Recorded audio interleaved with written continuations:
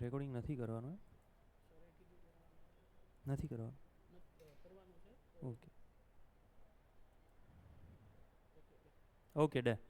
તો આ રીતે આ આખી જર્ની છે એક્ઝામની, જે મેં ફેસ કરેલું છે મેઇન્સની અંદર લખી લખીને માર્ક લાવ્યો છું. તો ઘણી આ વખતની વાત કરું તો લાસ્ટ ક્લાસ 1-2ની અંદર એક ક્વેશ્ચન હતો, અને એ ક્વેશ્ચન એવો હતો કે વિદેશમાં થયેલી ક્રાંતિકારી ચળવળો, આવો ક્લાસ 1-2નો ક્વેશ્ચન હતો. એમાં 8.5 માર્ક આવ્યા. પણ બેઝિક એવા ક્વેશ્ચન હતા, એમાં બી મને લાગતું હતું કે 8.5 8-9 માર્ક આપશે.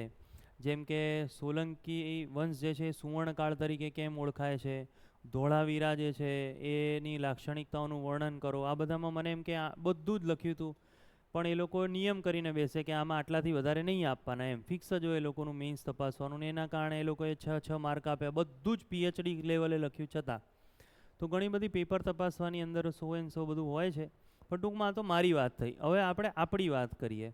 તો ઇતિહાસ વિષય જે છે એ તમે મારી પાસે ભણવાના છો, ખાસ કરીને મેઇન્સ, કોઈ પણ મેઇન્સની અંદર હિસ્ટ્રીના કેવા ક્વેશ્ચનો આવે છે, આપણે કેવી રીતે તૈયારી કરવાની છે, બધું જ તમારું ઇતિહાસ જે છે એનું લખાણ કામ હવે મારા ઉપર નિર્ભર છે.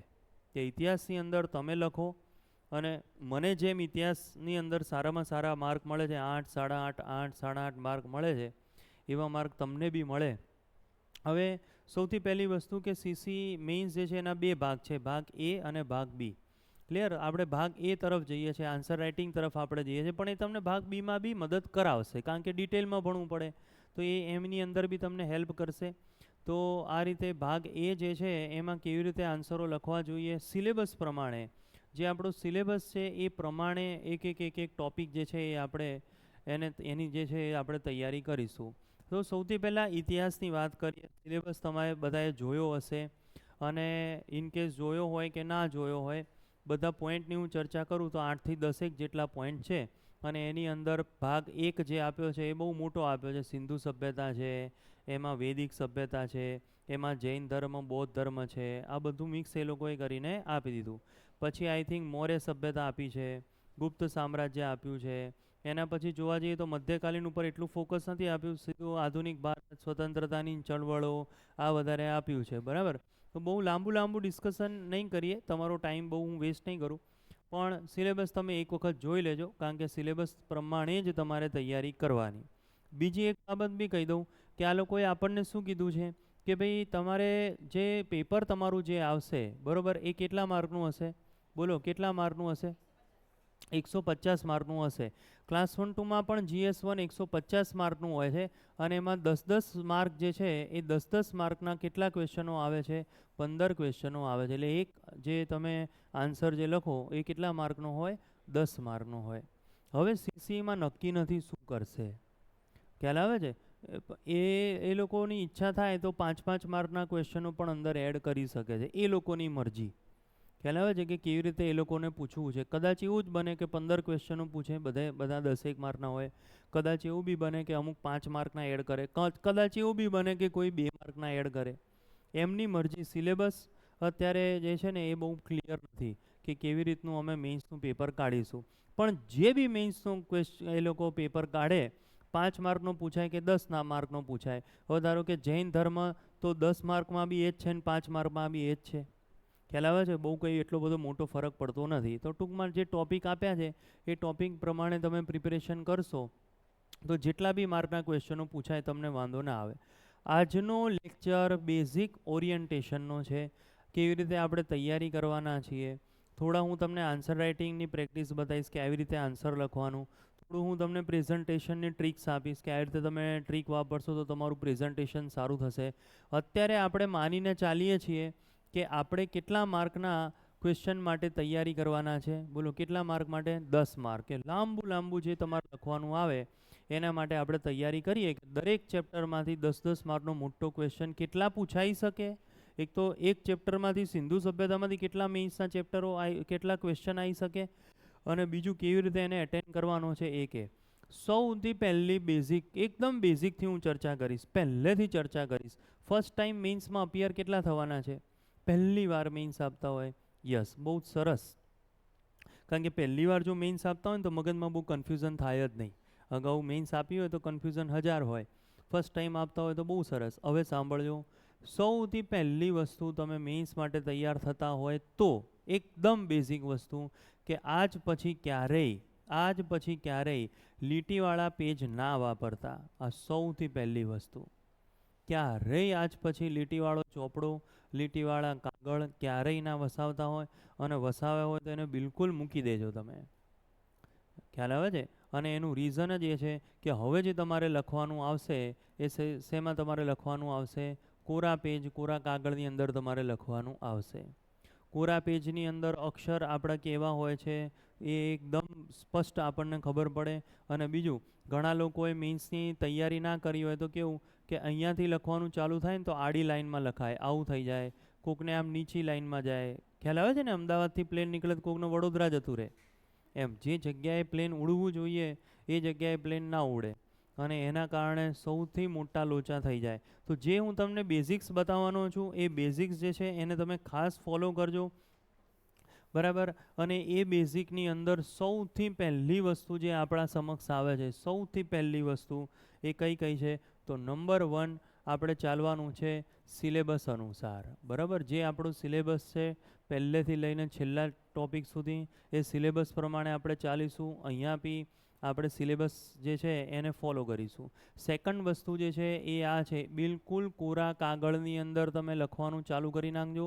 અને એ જે કોરા કાગળ છે એ બી લીટીવાળા હોય સાઈડમાં તો વધારે સારા.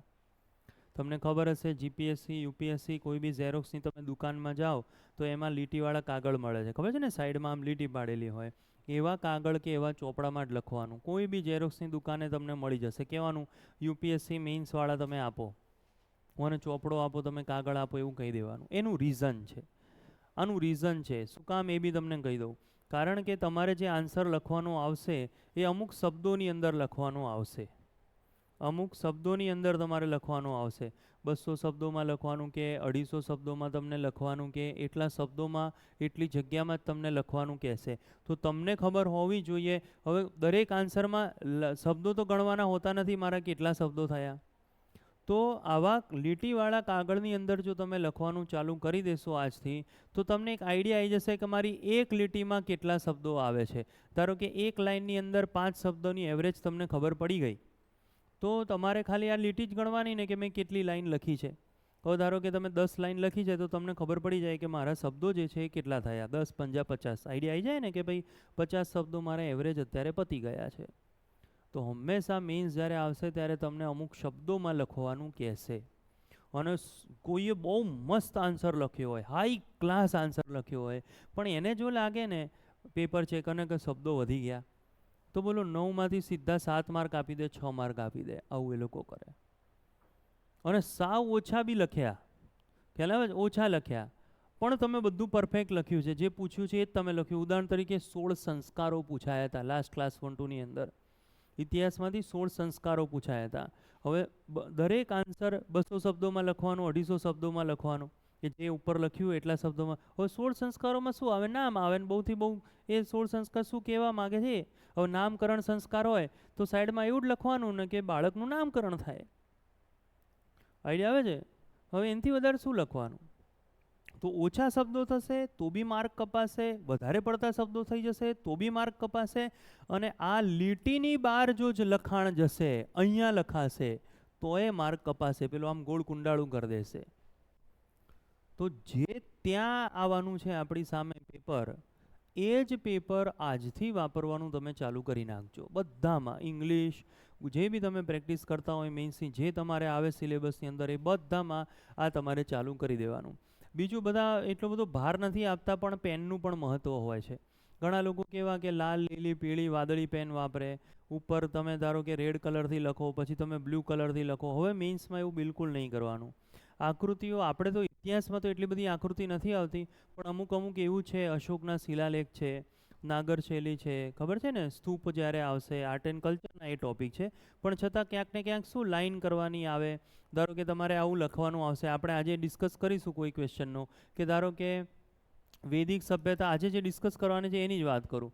વૈદિક સભ્યતાની અંદર ઋગ્વેદ જે છે એ અને ઉત્તર વૈદિક સભ્યતા છે એના વચ્ચેનો તફાવત સ્પષ્ટ કરો. તો આ લાઈન મેં દોરી કે ના દોરી? ખ્યાલ આવે છે કે નહીં? આ લાઈન મેં દોરી કે ના દોરી? તો એ આપણી પેનથી ફટાક દઈને લાઈન આવી જવું જોઈએ. ત્યાં પેન્સિલ લઈને તમે દોરો ને આ બધું કરો એ નથી થતું. એટલે સરસ મજાની એક પેન જે છે તમારી ફિક્સ હોવી જોઈએ કે ભાઈ આ પેન જે છે જનરલી જો જોવા જઈએ તો 2-3 રૂપિયાવાળી પેલી સાદી નથી આવતી હલકી એકદમ પેન 2, 3, 4, 5 રૂપિયાની, જનરલી બધા એ પેનનો યુઝ કરતા હોય છે. અને એમાં બ્લેક અને બ્લુ રાખે એ લોકો. એમાં હું પ્રિફર કરું છું બ્લેક કલરની. કેમ? કારણ કે તમારી કોપી હશે એ કોમ્પ્યુટરમાં સ્કેન થશે. જ્યારે કોમ્પ્યુટરમાં સ્કેન થશે તો એ હંમેશા બ્લેક એન્ડ વ્હાઇટમાં જ આવે. હવે બ્લુ કલર લખશો એનો બ્લેક કલર થાય અને બ્લેકનો બ્લેક થાય તો ડાર્ક કયું લાગે સૌથી વધારે? બ્લેક ના લાગે કે ના લાગે? તો બને ત્યાં સુધી બ્લેક કલરની બોલ પોઈન્ટ તમે પેન તમે વાપરો. જેલ ઓછા લોકો વાપરતા હોય છે પણ તમારી મરજી. બ્લેક જેલ પણ તમે યુઝ કરી શકો છો. કોરા કાગળની અંદર તમે લખવાનું ચાલુ કરી નાખો. આજથી લીટીવાળા કાગળ બિલકુલ નહીં, નહીં એટલે નહીં. લીટીવાળા કાગળ તમે અપનાવશો તો તમને બહુ જ લોચા થશે. તો થોડાક બેઝિક સાથે તમે મેથ્સની તૈયારી કરશો તો તમને તમારું કન્ટેન્ટ જે છે એ સોને પે સુહાગા થઈ જશે. એમ તમે જે આન્સર લખશો એ બાકી બધા કરતાં સારું થશે. બીજું, ભાગ એની અંદર હંમેશા મેઇન્સની જ્યારે આપણે તૈયારી કરતા હોય ત્યારે એક શબ્દ ખાસ યાદ રાખવાનો. આપણે જે તૈયારી કરી રહ્યા છે એ શેની તૈયારી કરી રહ્યા છે? એ છે આન્સર રાઇટિંગની તૈયારી કરી રહ્યા છે.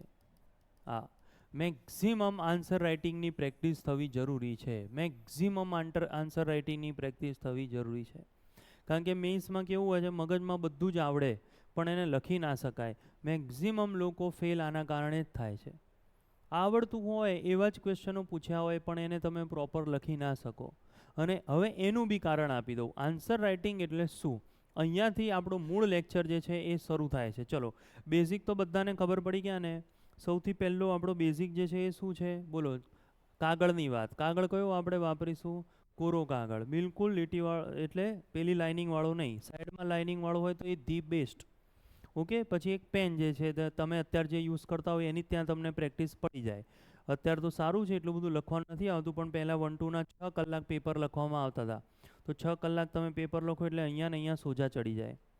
ભયંકર સોજા ચડી જાય. પાછું બીજા દિવસે 6 કલાક લખવાનું. એટલે એસે લખવાનો આવે પાછો. અને એસેમાં તમને ખબર છે અક્ષરો પાછા ના બગડવા જોઈએ. ઓકે.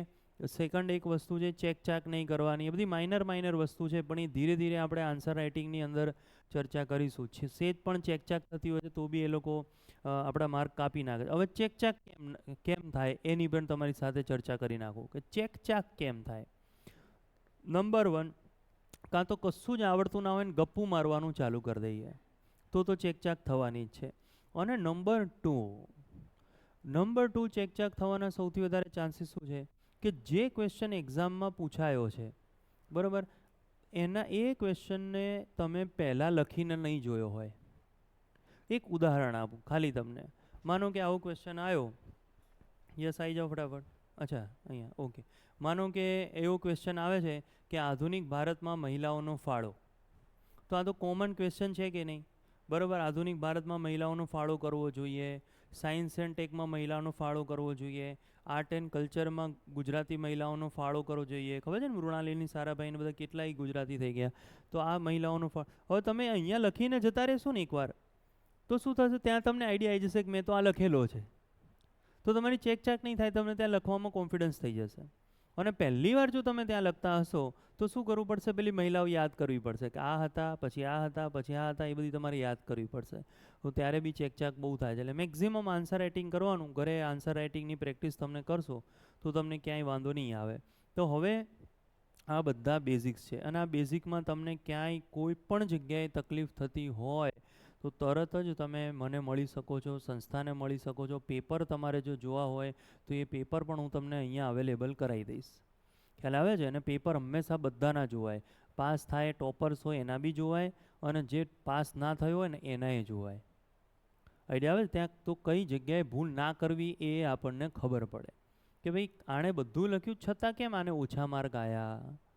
ખ્યાલ આવે છે કે બધું આણે લખ્યું હતું છતાં કેમ એને 2 જ માર્ક આપ્યા, 3 જ માર્ક આપ્યા. તો એ બી આપણને ખબર પડે કે હા આવી ભૂલો જે છે મારે ક્યારેય નથી કરવી. તો પહેલાં જેટલા બી તમે મેઇન્સના આન્સરો જોઈ શકો એટલા મેઇન્સના આન્સરો ડાઉનલોડ કરો. અંદર હશે જ તમારી પાસે. સંસ્થા જોડે જુઓ. જ્યાં બી તમને મળતા હોય ખાલી બેઠા શાંતિથી સૂતી વખતે તમે એક પેપર જોયા કરો. આને કેમ આટલા માર્ક આવ્યા, આને કેમ 90 માર્ક આવ્યા, બધા સબ્જેક્ટ માટે કોમન વાત છે. આ ગુજરાતી હોય, ઇંગ્લિશ હોય, કોઈ બી હોય, એ બધા માટે કોમન વાત છે. હવે આ બધા બેઝિક પછી આપણે ચર્ચા કરીએ હવે હિસ્ટ્રીની. વારે ઘડીએ સિલેબસની ચર્ચા જે છે હું નહીં કરું, સીધું તમને કહીશ. કોઈ બી આપણે આન્સર રાઇટિંગ જો લખવાનું હોય, હવે હિસ્ટ્રીની અંદર કોઈ પણ આપણે આન્સર જે છે ને એ લખવાનું હોય, તો એમાં 3 વસ્તુ હંમેશા યાદ રાખવાની. આ 3 ભાગની અંદર આન્સર રાઇટિંગ થાય. આ લેક્ચરો આન્સર રાઇટિંગના છે. 3 ભાગની અંદર આન્સર રાઇટિંગ થાય. સૌથી પહેલાં તમને કોઈ બી ક્વેશ્ચન પૂછ્યો, કોઈ બી અહીંયા રકમ લખેલી છે, હું રકમ બોલીશ ગણિતની, જેથી શું થાય કે ક્વેશ્ચન અને રકમથી એક્ઝેક્ટલી બધાને આઈડિયા આવે. કોઈ પણ ક્વેશ્ચન પૂછ્યો છે, એનો જ્યારે આન્સર લખવાનું આવે તો એ આન્સર હંમેશા 3 ભાગની અંદર મેઇન્સની અંદર વહેંચાય. 3 ભાગની અંદર વહેંચાય. સૌથી પહેલું જે વેચાય એ શેમાં વેચાય? એનો ઇન્ટ્રોડક્શન. આ 3 થી 4 લાઈન હોય, ફરજિયાત નથી કે 3 થી 4 લાઈન જ હોવી જોઈએ. 2-2.5 લાઈન હોય તો બી ચાલે, અને કોકનું ઇન્ટ્રોડક્શન 5 લાઈનનું હોય તો બી ચાલે. એટલે સૌથી પહેલાં કોઈ પણ તમારા આન્સર રાઇટિંગની અંદર આવે તો ઇન્ટ્રોડક્શન લખતા શીખી જવું પડે. કોઈ બી ટોપિકનો ઇન્ટ્રોડક્શન આજે તમને લખતા આવડવો જ જોઈએ. ત્યારબાદ જોવા જઈએ તો જે એણે ક્વેશ્ચન પૂછ્યો છે અહીંયા, એનું મેઇન બોડી અથવા મેઇન કન્ટેન્ટ, એને આપણે કહી શકાય આ મેઇન બોડી. જે ક્વેશ્ચન પૂછ્યો છે એ આપણે એક ઉદાહરણ બી લઈએ એટલે તમને આઈડિયા આવશે. ધારો કે લાસ્ટ ટાઈમનો જે ક્વેશ્ચન પૂછાયો એની જ તમારી સાથે ચર્ચા કરું કે ક્લાસ 1-2માં આવો ક્વેશ્ચન પૂછાયો હતો કે ધોળાવીરાની લાક્ષણિકતાઓનું વર્ણન કરો. આવો જ ક્વેશ્ચન પૂછાયો હતો, નું વર્ણન કરો. આવું ક્વેશ્ચન ક્લાસ 1-2ની અંદર હતું. અને કેમ પૂછાયો હતો એ બી તમને કહી દઉં. આ એટલા માટે પૂછાયો હતો કારણ કે એ સમયગાળા દરમિયાન 2022-23ના સમયગાળા દરમિયાન આ ધોળાવીરા જે છે એ ભારતની 40મી અને ગુજરાતની 4થી વર્લ્ડ હેરિટેજ સાઇટ બની હતી. હું હંમેશા કહેતો હોઉં છું, કરંટમાંથી જ પેપર પૂછાવાની સંભાવના હોય. 50 થી 60% ક્વેશ્ચન એ કરંટમાંથી જ આવે. 100% એ કરંટમાંથી આવે. અને એના પ્રિડિક્શનો જે છે એ મારા સાચા પડે છે. ધારો કે એક વખત હમણાં એક લેક્ચર ચાલતો હતો આર્ટ એન્ડ કલ્ચરનો, અને ત્યારે મેં એવું કીધું હતું કે G20ની બેઠક થઈ છે અને G20માં ભારત મંડપમની સામે ચોલ સામ્રાજ્યની મૂર્તિ મુકાઈ છે. એટલે તમે ચોલ સામ્રાજ્ય પ્રોપર કરી નાખજો. અને આવું જ થયું. ક્લાસ 1-2ની મેઇન્સ પરીક્ષાની અંદર ચોલ સામ્રાજ્યનું વહીવટ અને એની લાક્ષણિકતા પૂછાઈ. ખ્યાલ આવે છે? તો શું થાય કે કરંટની અંદર કોઈ ટોપિક ચાલતો હોય તો એ ટોપિક ઉપરથી ક્વેશ્ચનો તમારા પૂછાવાના ચાન્સીસ વધી જાય. હવે લાસ્ટ ટાઈમ 1-2માં ધોળાવીરાની લાક્ષણિકતા આવી. હવે અત્યારે ચર્ચામાં શું છે? તો લોથલની અંદર પોર્ટુગલ દેશની મદદથી નેશનલ મેરીટાઈમ હેરિટેજ સેન્ટર બની રહ્યું છે. તો જો એ લોકોને એક કોપી ક્વેશ્ચન કરવો હોય કે રિપીટ કરવો હોય તો હવે કોની લાક્ષણિકતા એ લોકો પૂછી શકે? બોલો, કોની પૂછી શકે? લોથલની એ લોકો પૂછી શકે. અત્યારે સિંધુ સભ્યતા ઓલવેઝ આપણા માટે ઇમ્પોર્ટન્ટ જ હોય છે. સિંધુ સભ્યતામાંથી પૂછે ને પૂછે જ. અને હાલમાં બી જોવા જઈએ તો સિંધુ સભ્યતા સાથે સંકળાયેલું છે લોથલ. તો લોથલ નહીં તો સિંધુ સભ્યતા પૂછી નાખે. અને અત્યારે પણ કચ્છની અંદરથી સિંધુ સભ્યતાના પશુપાલનના પુરાવા આપણને અત્યારે મળ્યા છે. ખ્યાલ આવે છે? પશુપાલનના પુરાવા, એ લોકોએ પનીર, દૂધ, આ લોકોના માટલા હશે, કાર્બન ડેટિંગ પદ્ધતિ, બધું જ અત્યારે સંશોધન થયું, અત્યારે ચાલે છે. અત્યારે એનું શોધ સંશોધન હજી ચાલે છે. હવે કોણે કર્યું, શું કર્યું, એ બધું એ પરફેક્ટ શોધાઈ જશે ને ત્યારે આપણને કહેશે. તો હંમેશા ઇમ્પોર્ટન્ટ હોય છે. તો ધારો કે ધોળાવીરાની લાક્ષણિકતાઓનું વર્ણન કરો, તો પહેલાં આપણે બેઝિક કરીએ. તો સૌથી પહેલાં ધોળાવીરાનું આપણે શું લખવું પડે? ઇન્ટ્રોડક્શન લખવું પડે. હમણાં આપણે એની ચર્ચા કરીશું. પછી શું પૂછ્યું છે? ધોળાવીરાની લાક્ષણિકતાઓ. હંમેશા મેઇન બોડીને એટ્રેક્ટિવ બનાવવા માટે આ જે ભાગ તમે જે લખશો એને એટ્રેક્ટિવ બનાવવા માટે હંમેશા આપણે શું કરવું પડે? એ તો એના થોડા ભાગની અંદર વહેંચી દેવું પડે. ધારો કે ધોળાવીરાની સ્થાપત્યની લાક્ષણિકતા, આમ હેડિંગ ઉપર આપવાનું કે ધોળાવીરા જે છે એની લાક્ષણિકતાઓ, મેઇન બોડીમાં આવું લખવાનું. બરાબર? આવી રીતે કે ધોળાવીરાની લાક્ષણિકતાઓ, અથવા ઇન્ટ્રોડક્શનમાં બી એવું લખી શકાય કે આ ધોળાવીરાની લાક્ષણિકતાઓ નીચે મુજબ છે. અને પછી આવી રીતે તમે આનો આન્સર લખી શકો કે ભાઈ સ્થાપત્ય ક્ષેત્રે લાક્ષણિકતાઓ, એના સમાજ ક્ષેત્રે સામાજિક લાક્ષણિકતાઓ, પછી આર્થિક બાબતો અથવા એની વેપારી લાક્ષણિકતાઓ, ખ્યાલ આવે છે? આવી રીતે જુદી જુદા તમે ભાગ પડીને મેઇન બોડી જે છે એ તમે આરામથી લખી શકો. તો ઇન શોર્ટ હજી આપણે ડિટેલમાં તો ચર્ચા કરીશું, પણ આ શું છે કે આવી રીતે મેઇન બોડી આવે અને લાસ્ટની અંદર આવે એને શું કહેવામાં આવે છે? બોલો શું કહેવાય? વે ફોરવર્ડ એને કહેવાય છે. લાસ્ટ જે ભાગ આવે એ હંમેશા ઇન્ટ્રોડક્શન કરતાં નાનું હોય આવું બધા કહે છે, પણ ચાલે. ખ્યાલ આવે છે? એ આપણી મરજી કે આપણે એને નાનું કરવું છે, મોટું કરવું છે, આવું કોઈ નિયમ ફોલો નથી કરવાનો. પણ જનરલી યુપીએસસી વાળા બધા એવું કહેતા હોય છે કે જે તમે ઇન્ટ્રોડક્શન લખ્યો હોય 5-6 લાઈનો એના કરતાં નાનો હોવો જોઈએ. અને આવું એ લોકો શું કામ કહે છે? કારણ કે એ લોકોને મેઇન્સ પરીક્ષા કેટલા માર્કની હોય છે? 20-20 માર્કમાં લખવાનું હોય છે. એટલે આપણે એવું ફોલો નથી કરવાનું. વે ફોરવર્ડ જે છે એ બી આપણા માટે ઇમ્પોર્ટન્ટ છે. અને હંમેશા વે ફોરવર્ડ શું ભવિષ્યની બાબત ઉપર એ ફોકસ કરે. ખ્યાલ આવે છે? એ શું કરે? ભવિષ્યની બાબત ઉપર એ હંમેશા ફોકસ કરે. તો અત્યારે તો વર્લ્ડ હેરિટેજની અંદર આવી ગયો. માનો કે તમને લોથલની લાક્ષણિકતા પૂછી છે. ધારો કે આપણને કોની લાક્ષણિકતા પૂછી છે? લોથલની. તો લોથલની લાક્ષણિકતાઓ તમે લખશો. સ્થાપત્ય કલા, એમાં સામાજિક જીવન, એનો વેપાર, આ બધું ધારો કે તમે લાક્ષણિકતા લખો. પછી વે ફોરવર્ડમાં ઓલો પોઈન્ટ લખી શકાય કે નહીં કે તાજેતરમાં પોર્ટુગલ દેશની મદદથી નેશનલ મેરીટાઈમ હેરિટેજ બની રહ્યું છે. આવું જોતા ભવિષ્યની અંદર જેમ ધોળાવીરા વર્લ્ડ હેરિટેજમાં આવ્યું એમ લોથલ પણ આવી શકે છે. બોલો આવું થાય કે ના થાય?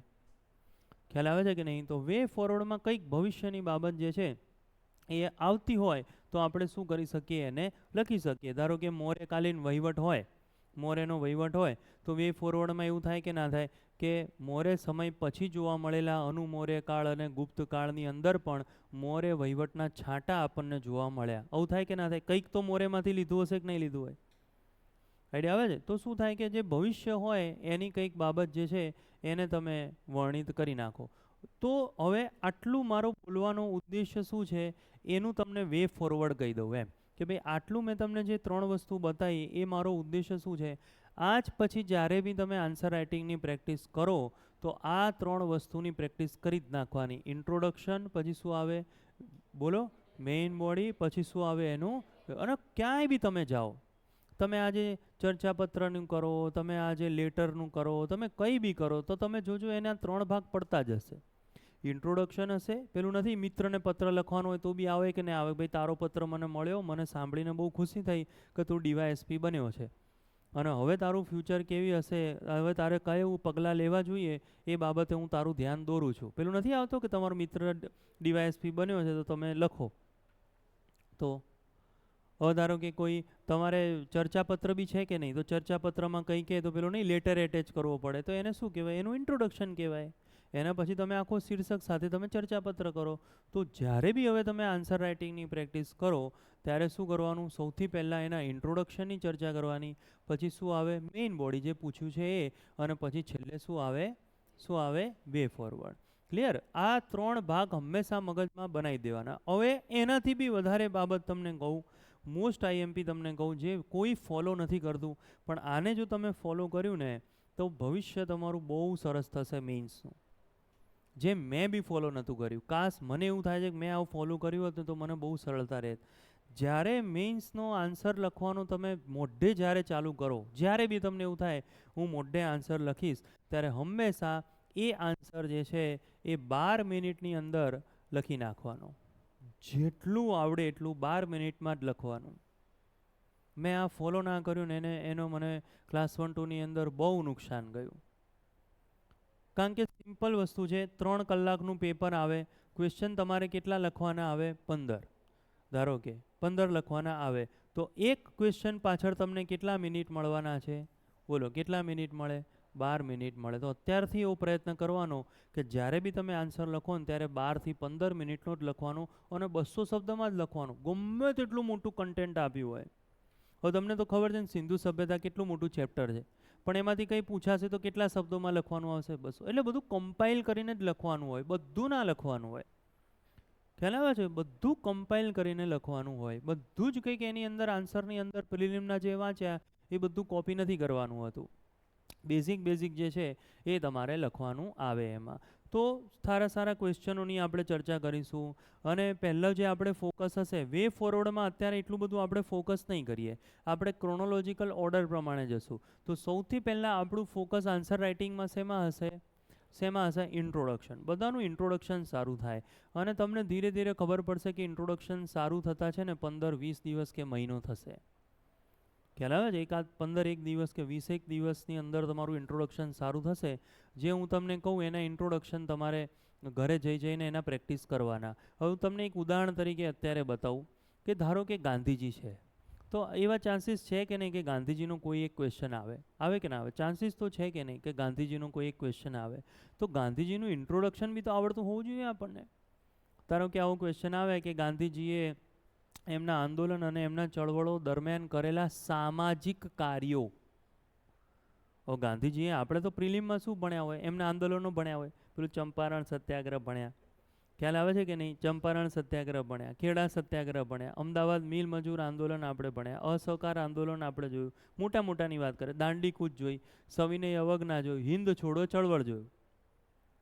ક્વેશ્ચન એવો પૂછાય કે આ આંદોલનો દરમિયાન ગાંધીજીએ કરેલા સામાજિક કાર્યો, તો ખાદીને પ્રોત્સાહન આપ્યું હોય, મહિલા શોષણ દૂર કરવાનો કોઈ પ્રયત્ન કર્યો હોય, ગુજરાત વિદ્યાપીઠ જેવી શૈક્ષણિક સંસ્થા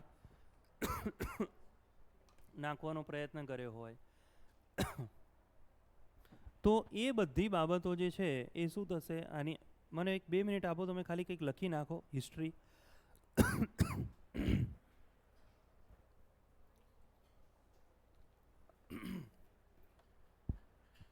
ઉપર લખવાનું હિસ્ટ્રી આન્સર રાઇટિંગ. મેઇન્સ નહીં, આન્સર રાઇટિંગ સાચું આન્સર છે. History answer writing. શું થયું? કાગળ પેન ક્યાં ગયું? બધું ઉધારે લેવું પડશે? ના ચાલે એવું.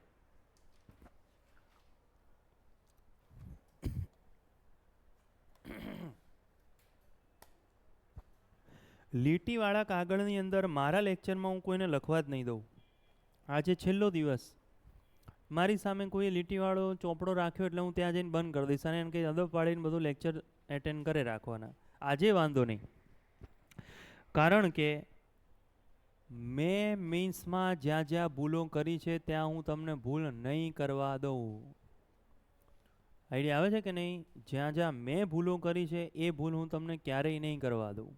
એટલા માટે એટલે લીટીવાળો આજે વાપરી લો તમે, પણ કાલથી ક્યારેય લીટીવાળું જે છે એ હું તમને નહીં યુઝ કરવા દઉં. ઓકે, આ એક વસ્તુ ખાસ ધ્યાન રાખવાની.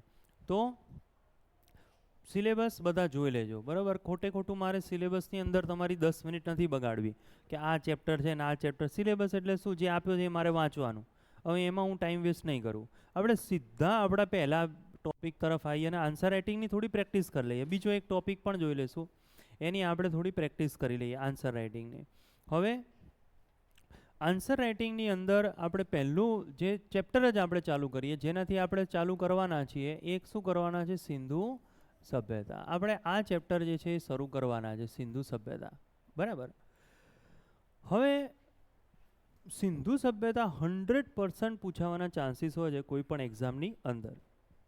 કોઈ બી ક્વેશ્ચન સિંધુ સભ્યતાનો આવ્યો, પહેલાં આપણે સિંધુ સભ્યતાના થોડા ક્વેશ્ચનો જોઈ લઈએ, પછી આપણે આગળ વધીએ. પછી હું તમને એડવાન્સ બી કહીશ અને બેઝિક પણ કહીશ, કે બેઝિક પણ આવી શકે છે અને શું આવી શકે છે? એડવાન્સ પણ આવી શકે છે.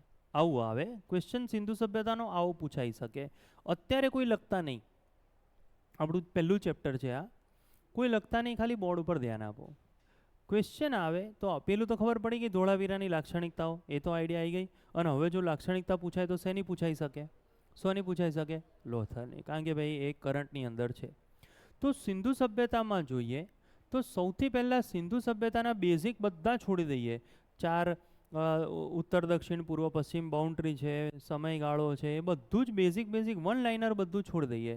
સિંધુ સભ્યતાનો મેઇન્સનો ક્વેશ્ચન જે છે એ ક્યાંથી ચાલુ થાય? તો અહીંથી થાય કે ભાઈ સિંધુ સભ્યતાનું સામાજિક જીવન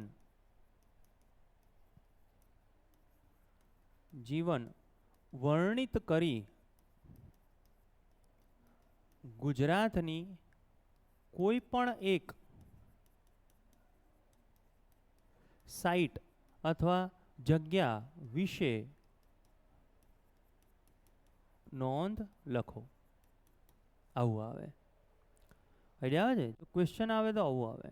સામાજિક જીવન જણાવો અને કોઈ પણ એક સાઇટ વિશે નોંધ લખો. આ વખતે ક્લાસ 1 ટુ મેઇન્સમાં શું હતું ખબર છે? નોર્થ ઈસ્ટની કોઈ બી બે નોર્થ ઈસ્ટના 2 મેળાઓ લખવાના કીધા હતા. પછી કોઈ પણ 2 વર્લ્ડ હેરિટેજ વિશે નોંધ લખો. આવું નવો ટ્રેન્ડ ચાલુ થયો છે મેઇન્સનું પૂછવાનું. હું હંમેશા નવા ટ્રેન્ડથી બતાવું છું. તો નવો ટ્રેન્ડ કયો? કોઈ પણ 2, કોઈ બી 1, કોઈ પણ 2, આવું આપણને કહે. હવે ધારો કે તમને એમ કહી દે ગુજરાતના કોઈ પણ 2 મેળા વિશે નોંધ લખો, એટલે આપણે 2 મેળા રેડી રાખવા પડે. તમને એમ કે ગુજરાતની કોઈ પણ 2 ચિત્રકલા વિશે નોંધ લખો, એટલે વારલી ને પિઠોરા, સલાટી જે તમને આવડે એ પાછી આપણે તૈયાર રાખવી પડે. એટલે આ કોઈ બી 2 ને કોઈ બી 1 ને કોઈ બી 2 જ્યારે આવે ને ત્યારે એ આપણું પાછું રેડી હોવું જોઈએ. એ રેડી હોય ને તો તમને બહુ મજા આવે.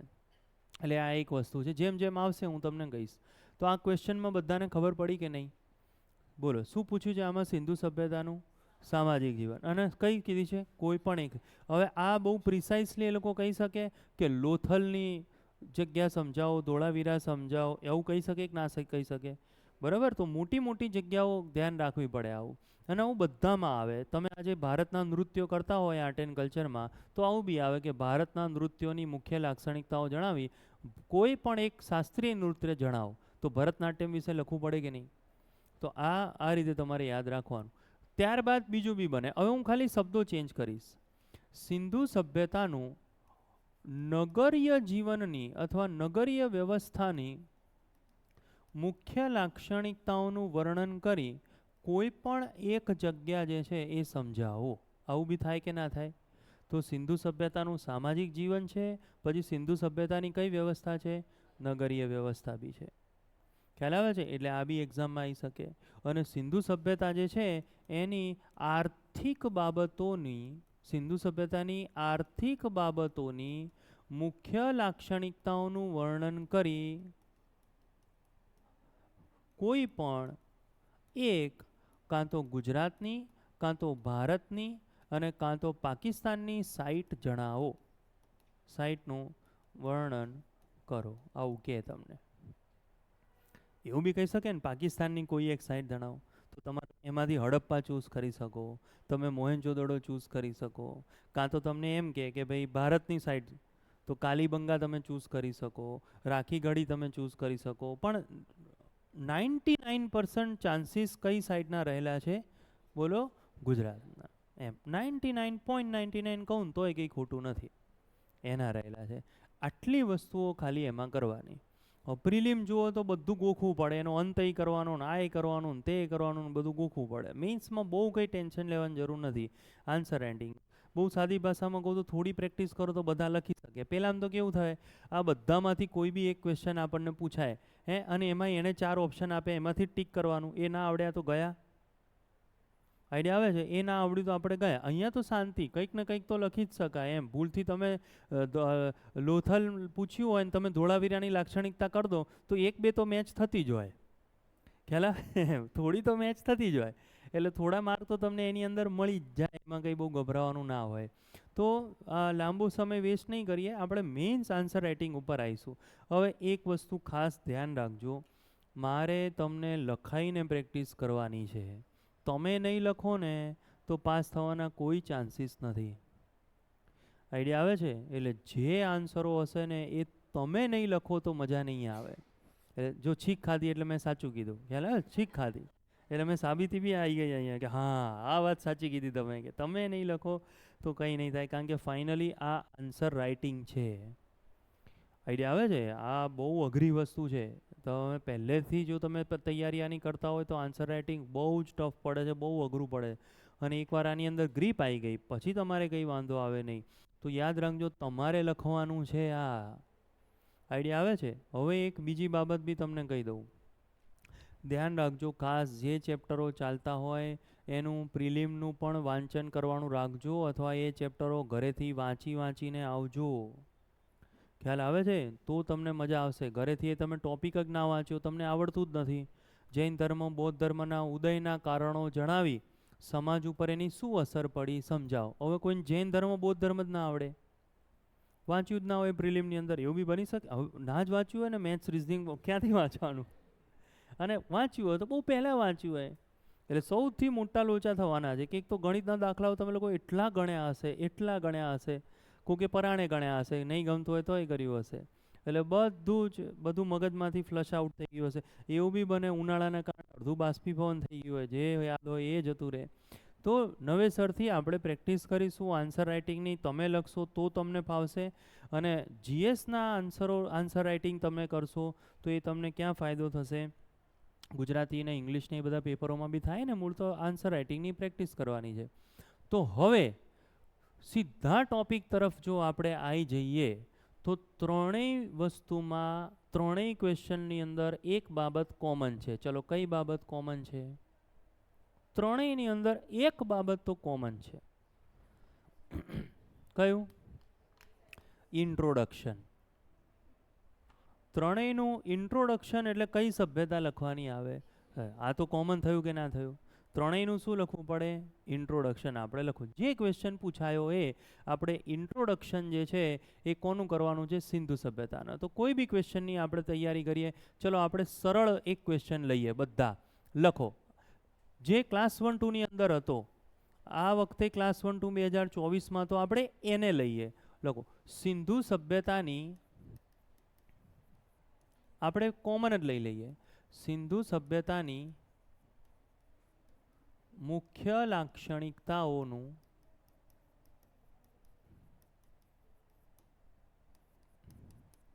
વર્ણન કરો. GPSC 1-2 2024 mains. લખજો હો, ખબર પડે કે હું જે લખી રહ્યો છું એ આ વર્ષે પૂછાયેલો આન્સર લખી રહ્યો છું. હા, એટલે આપણે કંઈ પેલું શું, તમે જ્યારે સજાગ હો લખતી વખતે કે ભાઈ કયો ક્વેશ્ચન મેં લખ્યો, શું લખ્યો, એ આપણને આઈડિયા આવે. સૌથી ઇઝી છે. હવે તમને ખબર તો પડી ગઈ કે લાક્ષણિકતાઓમાં આ બધું તો આવી જ જાય. જગ્યાઓ છે, સાઇટ્સ છે, નગરીય જીવન છે, સમાજ છે, આ તો બધું આવી જ જવાનું. તો તમારે એક સિંધુ સભ્યતાનો આન્સર તમારી મેઇન્સમાં લખવાનો આવશે ને આવશે.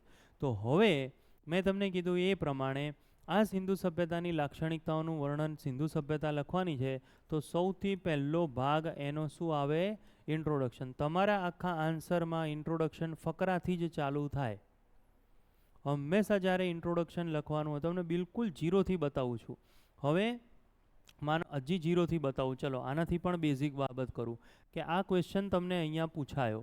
તમારી સામે કોરું કાગળ છે, બરાબર? તમારી સામે કોરું કાગળ છે. હવે તમારે શું કરવાનું? ઘણા લોકો આને આ રિપીટ અહીંયા લખે, જવાબ. ખ્યાલ આવે છે? તો આપણે બે જ વસ્તુ લખવાની. આ આન્સર કરીને 2 ટપકા કરી દેવાના. આઈડિયા આવે છે? ગુજરાતી જવાબ થોડું નથી મજા આવતી, એમ થોડું સરસ લખવાનું. ANS કરીને 2 ટપકા લખી અને આટલો તો ફકરો પડશે. ખ્યાલ આવે? અને આની નીચેથી નહીં લખવાનું કોઈ દિવસ. આન્સર તમે આમ 2 ટપકા અહીંયા કરશો તો લખાણ અહીંયાથી થશે. આટલી ફકરાની લાઈન થઈ ગઈ. તો અહીંયાથી લખાણ કામ આમ ચાલુ થશે અને આ તો તમારી પેલી હશે. આવું થઈ શકે. અહીંયા આ લીટો અહીંયા પડ્યો હશે, અહીંયા બી લખી શકાય આન્સર, પણ હું અહીંયા લખું છું ANS એમ. આમ લીટો પડેલો હશે, અહીંયા આન્સર, અને પછી જોવા જઈએ તો અહીંથી તમારો આન્સર શરૂ થશે આ જ લાઈનમાં, અને પછી આ રીતે એ જવાબ આવશે. બરાબર? અને અહીંયા આપણે શું લખવાના છે? ઇન્ટ્રોડક્શન. હવે તમારી પાસે 2 ઓપ્શન છે. નંબર 1, દરેક બાબતે તમે અહીંયા લખો. આ ઇન્ટ્રો હું લખી રહ્યો છું, આ મેઇન બોડી હું લખી રહ્યો છું. આવું કોઈ દિવસ નહીં લખવાનું. કોઈ દિવસ નહીં લખવાનું. આઈડિયા આવે છે? કોઈ દિવસ એવું નહીં લખવાનું કે આ ઇન્ટ્રો છે, આ મેઇન બોડી છે ને આ વે ફોરવર્ડ છે. એ પેલાને બધું જ ખબર છે. ખ્યાલ આવે છે? એને ખબર પડી જશે કે પહેલી 4 લાઈન લખી એ ઇન્ટ્રો છે, પછી એણે એનું કન્ટેન્ટ ચાલુ કર્યું છે. હવે આવી રીતે તમે બધા ક્વેશ્ચનમાં intro, main body, way forward, intro, main body, way forward, આવું તમે લખવાનું ચાલુ કરશો તો એ તમારો સમય બગડશે. ખ્યાલ આવે છે? એટલે કોઈ દિવસ આવું એને નહીં બતાવવાનું. એને એવું ના લાગવું જોઈએ કે આ મને કંઈ સમજતો જ નથી. હા, એને એવું ના લાગવું જોઈએ કે શું મને એટલી ના ખબર પડે કે આ ઇન્ટ્રોડક્શન છે. એટલે ખોટું એની ફિલિંગ હર્ટ નહીં કરવા દેવાની એમ. આન્સર લખતા એને એવું થવું જોઈએ કે હા ભાઈ ચલો આ સરસ રીતે લખી દે. તો કોઈ દિવસ આવું ઇન્ટ્રો લખવાનું નહીં. તો હવેથી આપણી આન્સર રાઇટિંગ શરૂ થઈ. બધા સિંધુ સભ્યતાના જાણકાર હશો જ. કોઈ એવો નવો ટોપિક અહીંયા છે નહીં કે મેં તમને ચોલચેર સામ્રાજ્ય પૂછી નાખ્યું એનો ઇન્ટ્રોડક્શન હોય કે બીજા કોઈનું ઇન્ટ્રોડક્શન હોય. સિંધુ સભ્યતા બધાએ સાંભળ્યું હોય, ખ્યાલ આવે છે. તો પ્રયત્ન કરો કે 4 લાઈનનો એની ઇન્ટ્રોડક્શન તમે લખી શકો. પ્રયત્ન કરો. ચલો પહેલી વાર ઓન પેપર ક્લાસમાં તમારું અહીંયાથી આન્સર રાઇટિંગ. અને જે લોકો લાઈવ જોડાયેલા છે એ લોકો કાગળમાં ઇન્ટ્રોડક્શન લખે, અને અહીંયા પણ તમારી ઈચ્છા થાય તો એ ચેટની અંદર તમે મને લખીને મોકલી શકો છો. પણ કાગળમાં લાઈવ જોડાયેલા છે બધા કાગળ પેન લઈને બેઠા છો ને? કાગળ પેન લઈને બેઠા છો જે લાઈવ જોડાયા છે? લખો. શું લખશો ઇન્ટ્રોડક્શનમાં? પ્રયત્ન કરો. અને હું જોવા આવીશ રૂબરૂ. હા, હું જોઈશ. અને જે લોકોના અહીંયા જુઓ, જે લોકોના અક્ષર મોહેન્જો-દડો જેવા હશે, હા, એ લોકોને કહીશ અક્ષર સુધારો. મારી કોઈ વાતનું ખોટું નહીં લગાડવાનું, કારણ કે હું તમારો ટ્રેનર છું. ખબર પડે છે કે નહીં? હું હિસ્ટ્રીનો ટ્રેનર છું અને ટ્રેનરનું કામ જે હોય એ અપ્લાય થાય જ. હા, લખો. ઓકે.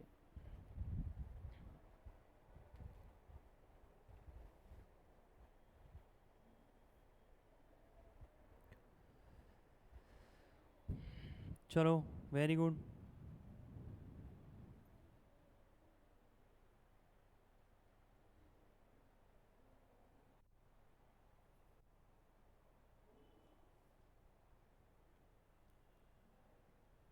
અક્ષર બહુ સારા છે અમુકના.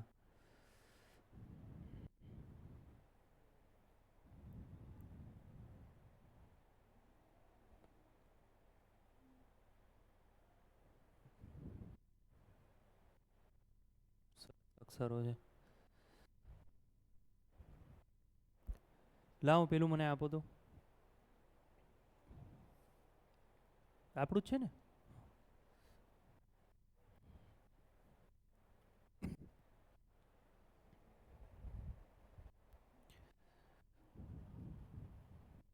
આ સારું કામ કર્યું. આ એ સારું છે.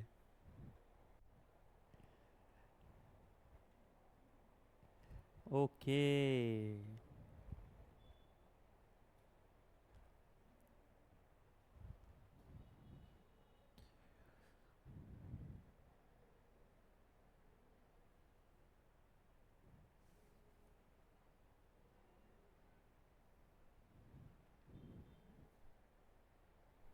ચલો. હા, આ રીતે જ શરૂ થાય હંમેશા. એક લાઈન ખાલી છોડ દેવાની, ગીચ ગીચ નહીં કરવાનું. આન્સર લખ્યા થોડીક લાઈન છોડ દેવાની.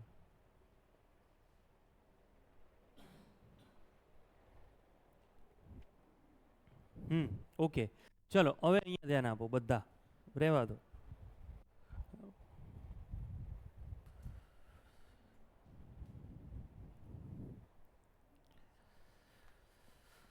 ચલો આની આપણે ચર્ચા કરીએ. જો હું લાંબો તમારો સમય નહીં લઉં, પણ આ તમને બધાને ખ્યાલ હશે કે આપણું સિલેબસ છે. અને આપણા સિલેબસની અંદર ટોટલ 11 ટોપિક આપેલા છે. 11 ટોપિકમાં ઇન્ડિયન હિસ્ટ્રીમાં પહેલો ટોપિક છે ઇન્ડસ વેલી સિવિલાઇઝેશન, સિંધુ સભ્યતા, એને કેરેક્ટરિસ્ટિક્સ. કેરેક્ટરિસ્ટિક્સ એટલે આ થઈ ગયો આપણો ક્વેશ્ચન. આવી ગયો તો આ રિપીટ થવાના ચાન્સીસ છે, યાદ રાખજો. ક્લાસ 1-2ના છેલ્લા 3 વર્ષે જેટલા બી ક્વેશ્ચનો પૂછાયા છે ને એ બધામાંથી 1 થી 2 ક્વેશ્ચન રિપીટ થશે. 101%. આ ધ્યાન રાખજો, રિપીટ થશે જ. ઓકે. એ લોકોની આર્ટ એન્ડ કલ્ચર, પછી વેદિક, જૈન ધર્મ, બૌદ્ધ ધર્મ અને નંદા ડાયનેસ્ટી, એટલે ટૂંકમાં મગધ સામ્રાજ્યની જે નંદવંશ જે છે એનો મેઇન્સમાં ક્યારેય ક્વેશ્ચન ના આવે. એટલે કરવાનો, પણ ચિંતા કરવાની બહુ કોઈ જરૂર નથી, એમાંથી કંઈ નહીં આવે. તો કોપી કરેલો છે 1-2માંથી સિલેબસ. હવે આ જેટલા બી લોકોએ લખ્યું અહીંયા, સૌથી પહેલાં તો આ વસ્તુ યાદ રાખો કે ક્યારેય ઇન્ટ્રોડક્શનની અંદર ચેકચાક કે ભૂલ ના હોવી જોઈએ. ક્યારેય ઇન્ટ્રોડક્શનની અંદર ભૂલ કે ચેકચાક ના હોવી જોઈએ. જો ઇન્ટ્રોડક્શનની અંદર ચેકચાક કે ભૂલ આવી તો એ 100% તમને 2 કે 3 માર્કથી 1 માર્ક વધારે નહીં આપે સિંધુ સભ્યતા વિશ્વની. સિંધુ સભ્યતા એ વિશ્વની અતિ પ્રાચીન 4 સભ્યતાઓમાંની સિંધુ નદીના આસપાસ વિકસેલી સભ્યતા છે જે ખૂબ આધુનિક વ્યવસ્થાઓ. ઓકે, હા, તો ચેકચાક ના હોવી જોઈએ અને એની અંદર કંઈ લોચા ના હોવા જોઈએ. વિશ્વની સૌથી પ્રાચીન સભ્યતાઓ લખ્યું છે આમાંથી આપણે અત્યારે જેટલા બી જણ હાજર હશું આશરે એ બધાએ વિશ્વની સૌથી પ્રાચીન સભ્યતા સિંધુ સભ્યતા છે. કોણે કીધું આવું? કોણે કીધું વિશ્વની સૌથી પ્રાચીન સભ્યતા છે?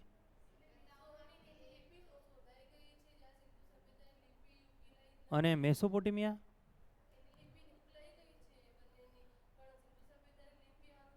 પણ એ પેલા બિચારાને ક્યાં સાબિત કરવા બેસવાનું આપણે કે એટલે મેં લખ્યું કારણ કે લિપિ ઉકેલાય છે નથી ઉકેલાય.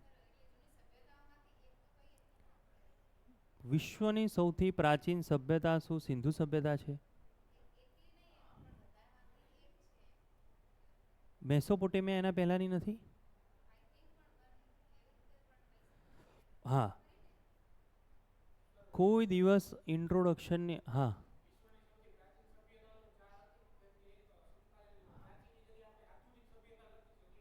હા,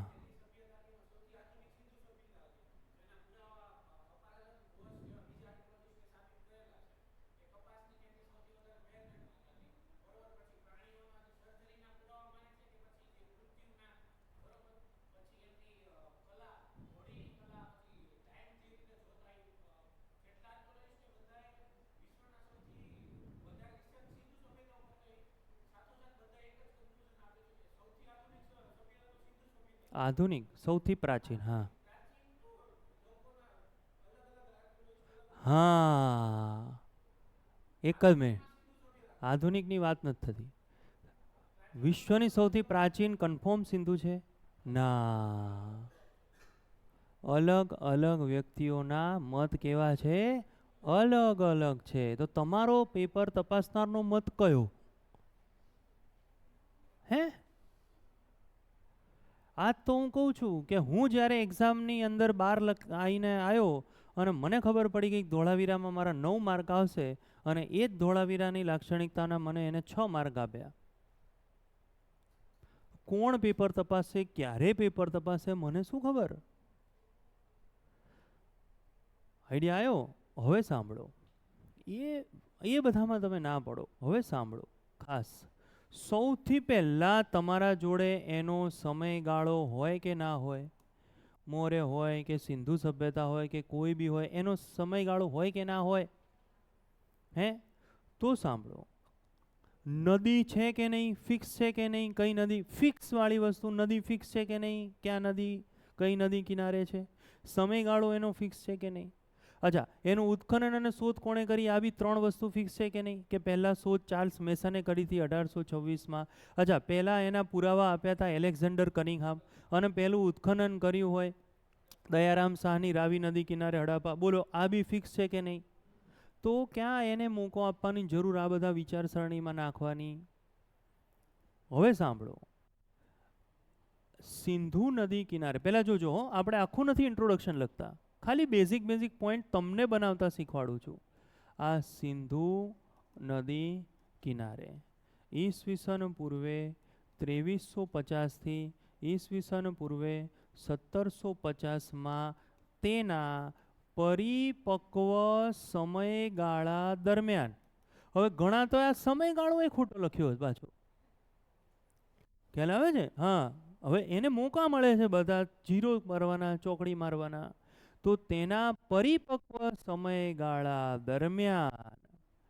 આઈડિયા આવે છે કે નહીં? તમે એમાં જે ધારો એ લખી શકો. દરમિયાન, હવે જોજો, સિંધુ નદી કિનારે વસેલું, ઈસવીસન પૂર્વે 2350થી 1750માં તેના પરિપક્વ સમયગાળા દરમિયાન આ સભ્યતાના, હવે જોજો આ સભ્યતામાં સામાજિક, આર્થિક, થાય કે ના થાય, વેપાર, ચિત્રકલા વગેરે નીચે પ્રમાણે લાક્ષણિકતાઓ આપણને જોવા મળી.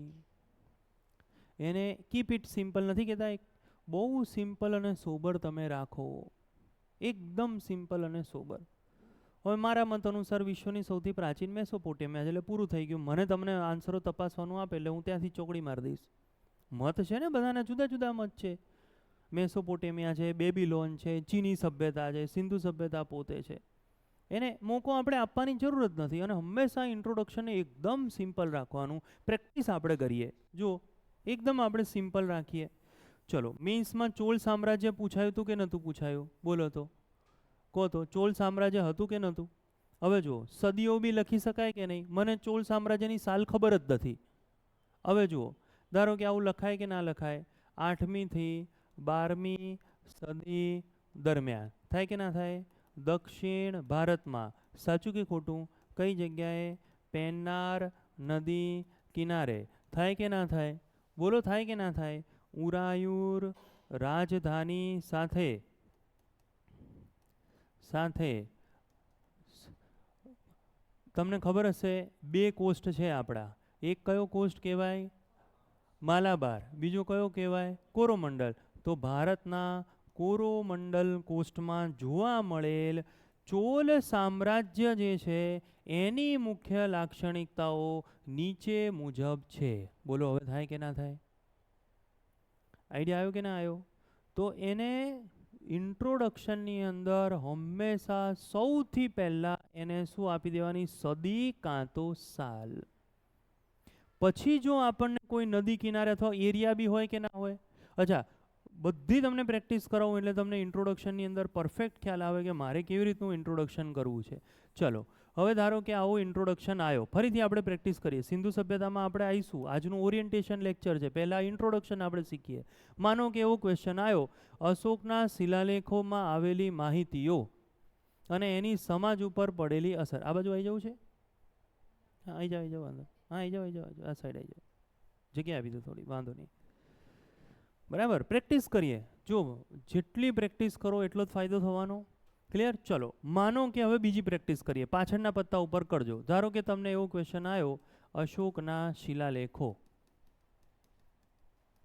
ની માહિતી જણાવી એની સમાજ પર અથવા સમાજને શું સંદેશો આપે છે? સમાજને એ શું સંદેશો આપે છે? ચલો, આનું ઇન્ટ્રોડક્શન લખો, એનું વર્ણન કરો. લખો, અશોકના શિલાલેખનો કોઈ ક્વેશ્ચન આવ્યો. ટ્રાય કરો ઇન્ટ્રોડક્શન પાછળના પત્તામાં.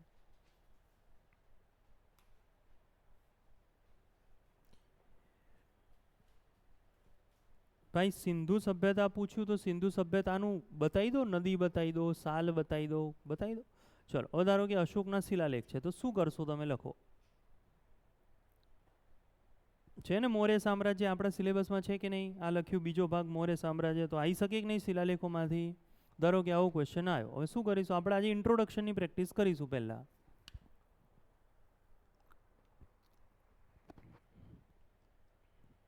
ચલો લખો, અને ચેક ચેક થવા દેજો. ચેક ચેક થાય એનાથી ડરવાનું નહીં. લખો, ચલો.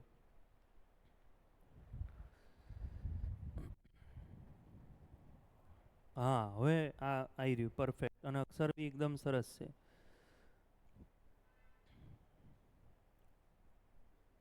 હવે બેઠું કંઈક સરસ.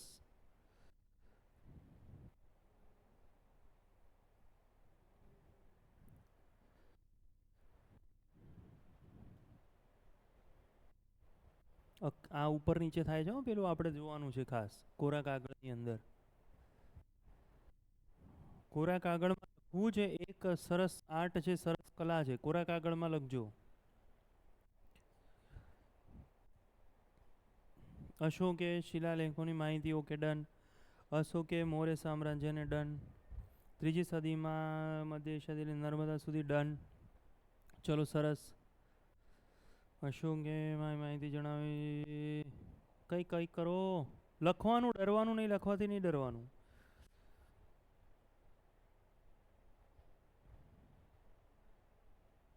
Okay, okay. શું કર્યું? હે? ઓકે, વાંધો નહીં, કોઈ ટેન્શન નહીં. એટલે તમને ખબર પડીને વાંચવું પડશે આપણે, હો, ઘેર જઈને. સાલો, પહેલાં સાલ પ્રોપર યાદ હોય તો જ કરવાની, અઠ્ઠે કઠ્ઠે સાલ નહીં લખવાની, પેલો ચોકડો આપી દેશે. નહીં, આ રીતે પણ નહીં કરવાનું. ચલો બસ હવે ઓકે. હા બસ હવે જે આપણી સામે આવી રહ્યું છે ને એ શું આવી રહ્યું છે ખબર છે? એ શું આવી રહ્યું છે? મેથ્સ રિઝનિંગ આવી રહ્યું છે કે મેથ્સ રિઝનિંગ જ નકરું કર્યું એટલે શું થયું, પેલું કન્ટેન્ટમાં થોડા. પણ એનાથી કંઈ ગભરાવાની જરૂર નથી, ટૂંકમાં તમારે વાંચવું પડશે. સાંભળો, બહુ કીપ ઇટ સિમ્પલ. આ શબ્દને તમે યાદ રાખો, કેટલું સરસ છે. જો મને જો લખવાનું કે તો હું અહીંયાથી શરૂ કરું છું, કેટલું સરસ છે. આ તમે જુઓ, ઈસવીસન પહેલાં અહીંયા જોજો, ઈસવીસન પૂર્વે 261માં કલિંગના યુદ્ધ બાદ ઉપગુપ્તની મદદથી બૌદ્ધ ધર્મ તરફ વળેલા અશોકએ બૌદ્ધ ધર્મના, હું શોર્ટમાં લખીશ હવે, ફેલાવા માટે 14 જેટલા નાના મોટા શિલાલેખ, હું આખું નથી લખતો, 3 જેટલા ગુફાલેખ, ખબર છે ને બધાને, ક્લિયર, અને સ્તંભાલેખો જે છે એના નિર્માણ કર્યા છે ને. 7 સ્તંભાલેખો છે તો 7 સ્તંભાલેખો જે છે એના નિર્માણ કર્યા. પછી અહીંયા શિલાલેખો જે છે એમાં કોતરેલી માહિતી. પતી ગયું. આઈડિયા આવે છે? હા, તમે ઘણા લોકોએ આમાં સદી લખી, કેટલાથી કેટલા સદી, પણ તમે સમજો મારા જોડે પર્ટિક્યુલર એક સેન્ટેન્સ છે અને એ સેન્ટેન્સમાં એને ખબર પડી ગઈ કઈ સદી છે. અને જીએસનું નોલેજ એને બતાવી દીધું. મને ખબર છે ક્યારે કલિંગનું યુદ્ધ થયું, એના પછી ઉપગુપ્ત આવ્યું, ઉપગુપ્તના મદદથી એને બૌદ્ધ ધર્મ સ્વીકાર્યો, પછી એને બધું ચાલુ કર્યું. તો આ એનું સૌથી બેસ્ટ ઇન્ટ્રોડક્શન થાય એના શિલાલેખો પૂછે તો. આઈડિયા આવ્યો તમને? સમજો, પૂછ્યો કોણ છે? અશોક. સામ્રાજ્ય તો નથી પૂછ્યું ને એણે, ખ્યાલ આવે છે? તો એને લિંક કરો કે કઈ જગ્યાએ તમે શું વાંચ્યું હતું, એક્ઝેક્ટલી એને જે પૂછ્યું છે એના ઉપર તમે ફોકસ કરો. હા, જેણે મૌર્ય સામ્રાજ્યની સાલો લખી, 2જી સદી 3જી સદી ઈસવીસન પૂર્વે, એ ખોટા નથી, પણ મૌર્ય સામ્રાજ્ય નથી પૂછ્યું. એકદમ પર્ટિક્યુલર કોણ પૂછ્યા છે? અશોકના. હવે તમે મને કહો કે જેણે મૌર્યની સદી લખી હશે ને મેં સીધું આ લખ્યું, તો બેમાંથી કોનો પ્રભાવ વધારે પડે? માર્ક આમાંથી માર્ક નથી મળવાના. ઇન્ટ્રોડક્શનથી મેઇન બોડીનો પ્રભાવ પડવાનો છે કે આ મારો જ છે. ઓકે, ખ્યાલ આવે છે? ઇન્ટ્રોડક્શન અને વે ફોરવર્ડ શું છે કે તમારી મેઇન બોડી 6 માર્કની છે તો એનાથી તમને 7, 7.5 અપાવે. અને જો ચેકચાક થઈ તો એ 6 ના બદલે કેટલા અપાઈને જતો રહે? 3, 4. જે થઈ રહી છે ભાઈ, સાલમાં લોચા થઈ રહ્યા છે. હું જેને જે સ્પષ્ટ વસ્તુ કહી દઉં એનાથી કોઈ ડરતા નહીં. કારણ કે મેં તમને કીધું ને, હું તમારો હવે ઇતિહાસનો ટ્રેનર છું અને ટ્રેનરનું કામ ફોર્સ આપવાનો, અહીંયા ફોર્સ આપવાનો. આઈડિયા આવે? હું કંઈ તમારો હાથ પકડીને આમ લખાવવાનો નથી, પણ કન્ટેન્ટ પ્રિલિમ. આ હવે ધ્યાન રાખજો, બધા ઘરે જઈને પહેલો ટોપિક વાંચવાનું ચાલુ કરી નાખજો. તમને ઇતિહાસમાં બી કામ લાગશે ને આર્ટ એન્ડ કલ્ચરમાં બી કામ લાગશે. પહેલો ટોપિક એટલે કેટલા થયા? સિંધુ સભ્યતા, વૈદિક સભ્યતા, જૈન ધર્મ, અને આ 3માંથી 2 તમારે લખવાના આવશે જ, 100% આવશે. આઈડિયા આવે છે? આ કન્ટેન્ટ તમારે પકડવું પડશે આનું, કારણ કે દરેક ઇન્ટ્રોડક્શન જે છે એ તમે આવી રીતે ગોખી નહીં શકો. દરેક ઇન્ટ્રોડક્શન હું તમને અહીંયા બેઠા બેઠા કરાવી બી નહીં શકું, કારણ કે કેટલા બધા એવા ચેપ્ટરો છે. હજી એક પ્રયત્ન કરીએ, કરવો છે એક પ્રયત્ન તમારા માટે છે. જેટલા તમારું ઉલટાનું મને એવું કેવું જોઈએ, સાહેબ 5 ક્વેશ્ચનની તૈયારી કરાવડાવો તો ઇન્ટ્રોડક્શન બેસે મગજમાં. હે, ધારો કે આવો ક્વેશ્ચન આવ્યો, ગુપ્ત સામ્રાજ્યની સાયન્સ, અચ્છા આવો ક્વેશ્ચન, હા સાયન્સ એન્ડ ટેકનોલોજી છે ને, ચલો આપણે ધારો કે એમ કહીએ, ગુપ્તકાળ ભારતનો સુવર્ણકાળ કેમ ઓળખાય છે સમજાવો. મેઇન્સનો ક્વેશ્ચન છે કે નહીં આવો? ચલો પ્રેક્ટિસ કરો. ગુપ્તકાળનો, ગુપ્તકાળ ભારતનો સુવર્ણકાળ તરીકે કેમ ઓળખાય છે? ગુપ્તકાળ ભારતનો સુવર્ણકાળ તરીકે. ચલો જેટલા બી લાઈવ છે એ લોકોને ઇન્ટ્રોડક્શનમાં ક્યાં, જો ઇન્ટ્રોડક્શન ફરીથી જોરથી બધા બોલજો. ઇન્ટ્રોડક્શન આજે ને આજે આવડશે, બોલો જોરથી બોલો.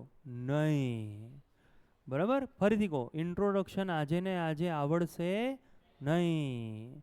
10-15 દિવસે આપણે શું શીખીશું? ખાલી ઇન્ટ્રોડક્શન. ધીરે ધીરે, એટલે એવું નહીં મેઇન બોડી નહીં શીખીએ, પણ તમે સમજો ચેપ્ટરો ભણતા ભણતા 15-20 દિવસ આપણું ફોકસ શેમાં હશે? ઇન્ટ્રોડક્શન. પછી ચેપ્ટરો ભણતા ભણતા 15-20 દિવસ આપણું ફોકસ શેમાં હશે? Main body. પછી પાછા ચેપ્ટરો ભણતા ભણતા આપણું ફોકસ શેમાં હશે? Way forward. આઈડિયા આવ્યો કે નહીં બધાને? તો એ રીતે આપણું કામ ચાલશે. ચલો લખો તો શું લખશો ગુપ્તકાળમાં? ચલો કેટલા લોકો લાઈવ જોડાયેલા છે? બધાના નામ તો મને આજે પહેલી વાર કહો. ઓકે, આરતીબેન છે, જય એચ છે, હર્ષલ છે, પછી કોણ છે બીજું? આ ટચ સ્ક્રીન છે કે અહીંથી કરવી પડશે માઉસથી? ઓકે, ચલો ધારો કે ગુપ્તકાળનું કંઈ આવ્યું, હવે શું કરવાનું? આરતીબેન છે, જય એચ છે, હર્ષલ છે, બીજું કોણ જોડાયેલું છે? તમારું નામ મને કહો તો મને આઈડિયા આવે.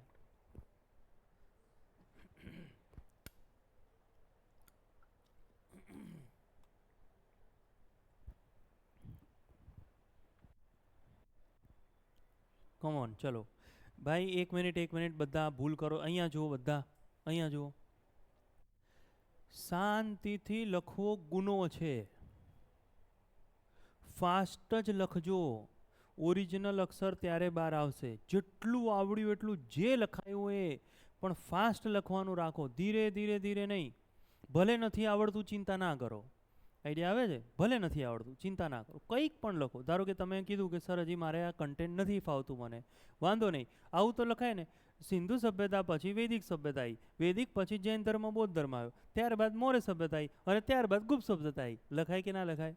કંઈક ને કંઈક કરો, બસ લખો. આન્સર રાઇટિંગની પ્રેક્ટિસ છે આ. હા, કંઈક ને કંઈક એમ, અને તમારા મતે એમ, એટલે સુવર્ણયુગ તરીકે ઓળખાયો, જે તમને લાગે. હા, હવે આવે છે.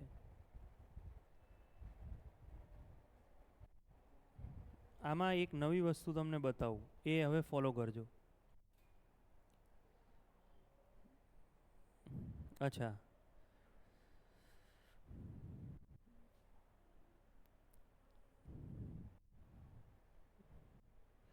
હવે અમુક લોકોના મગજમાં કંઈક બેઠું સરસ રીતે, હો, પણ વાંધો નહીં.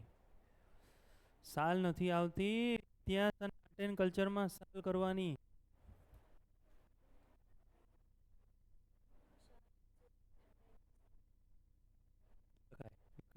પછી આપણે અંગત લાક્ષણિકતાઓમાં બી એડ કરવી પડશે ને. ઇન્ટ્રોડક્શન આપી દેશું તો શું થશે? તકલીફ થશે.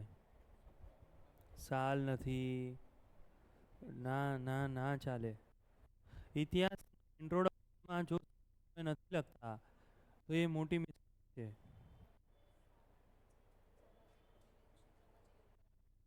સારું છે.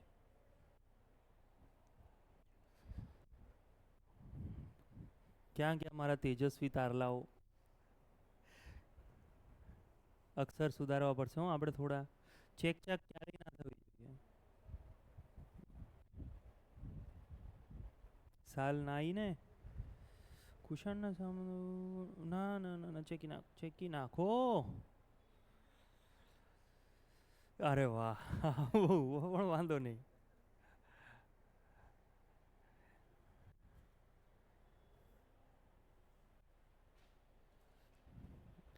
બીજી લાઈન સારી છે.